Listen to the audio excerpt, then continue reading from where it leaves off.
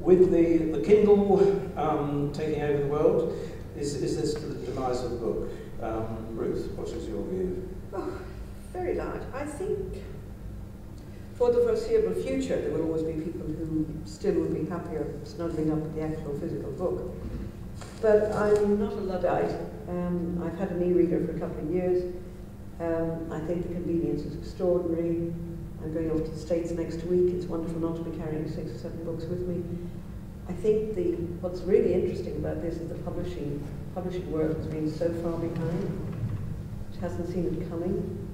I don't know what's going to happen to publishers, but there are extraordinary freedoms about what's happening with e-readers and e-books that, you know, the publisher can now turn us all down or not publish our backlist, and we can publish it ourselves. Yeah. Publish the books ourselves. So writers shouldn't be afraid of this. Leaving your comfort zone is always scary, but the opportunities are enormous. One caveat, Amazon is too powerful.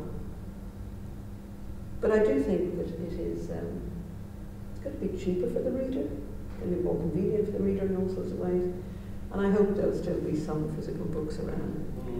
I mean, I think I've got a Kindle and I've had one for just about a year, and I love it. But I mean, there are some books which I will buy for the Kindle, which are books that I just want to read. I mean, like things about a financial crash or that kind of thing, which I'm never going to read again. So, I mean, there's no point in having shelf space wasted with those. There are other books which I really want to have.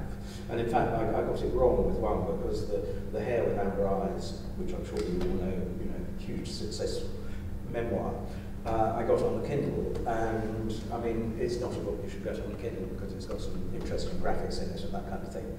So, I mean, well, but there are some that are. Sheila, do you think it's a threat, the Kindle? No, a huge one. For you? But I don't like them. I'd much rather have a book in my hand. Yeah. But like I say, I've just done this big sign across the UK, and what I found out is that the kids, we're talking teenagers, not little ones, the kids are still buying books. They love the books. Yeah. And they have Kindles, which they're getting for presents.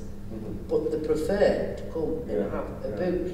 That over 50s are buying the Kindles. Really? Yeah, and this is right across the and they're buying the Kindle because you can increase the size.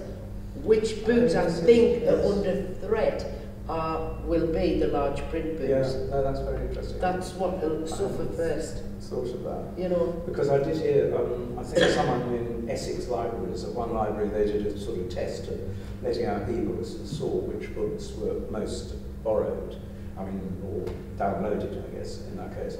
And they found interestingly that the ones that were selling very well were porn and self-help.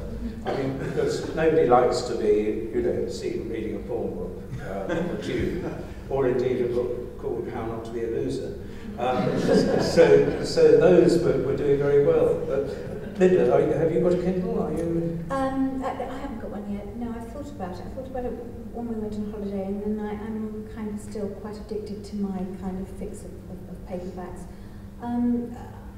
My heart breaks for the libraries. That's what worries me most. With our libraries, the closure of our libraries.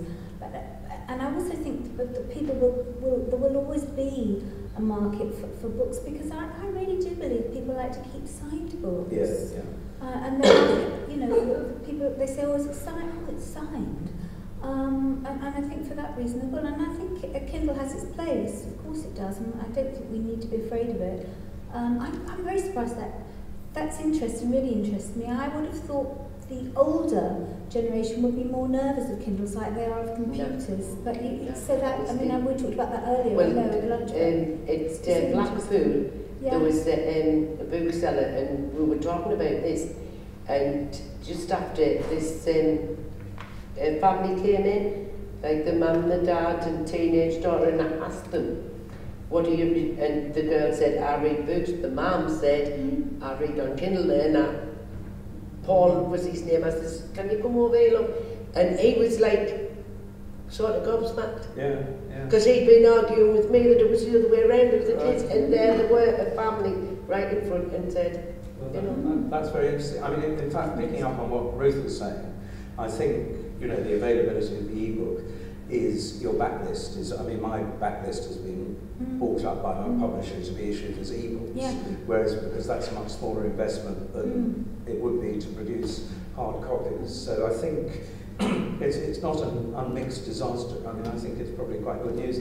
And the means of delivery, really, I mean, you're still writing the book, it still has an ISBN, it will still register for public lending right, that kind of thing. You know, so I think it's not necessarily a bad thing.